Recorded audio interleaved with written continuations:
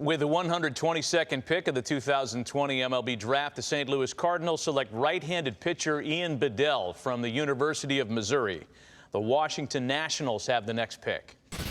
One of the younger college players in this year's draft class, 6'2", 198. He graduated high school in Iowa a semester ahead of schedule to enroll at Missouri earlier. He had a strong sophomore year as a reliever, a 1.56 ERA. Dominated at the Cape as a starter, 0.59 ERA. 36 Ks and just 3 walks and 6 starts.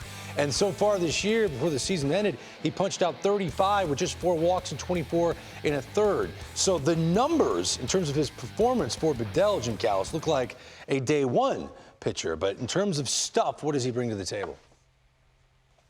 Yeah, he's got solid stuff. I mean, it's a low 90s fastball. He goes 2-seam and 4-seam, so he can sink it or ride it. You know, scouts will argue a little bit, is the changeup his best secondary pitch? It's a solid changeup. He's got a solid curveball as well. Mixes in a slider. You know, his stuff was not as sharp this year as it was in the Cape. Now, that said, it was cold. It was early season. He wasn't pitching in warm weather. Stuff probably would have picked up over the course of the season as he got into SEC play. Didn't get that chance. So I think they got a little bit of a break here. You know, if it's a normal year where he has a full season, it warms up, he gets his stuff back to where it was in the Cape, he's probably going in the second or third round. I thought he had a chance coming into the year to go in the second round, and I thought, honestly, he'd probably go in the third round today. So I think this is a nice value here. So the St. Louis Cardinals now with 6 total picks. They have 1 more to go at pick 152. This guy draws comps. Some scouts said Josh Tomlin.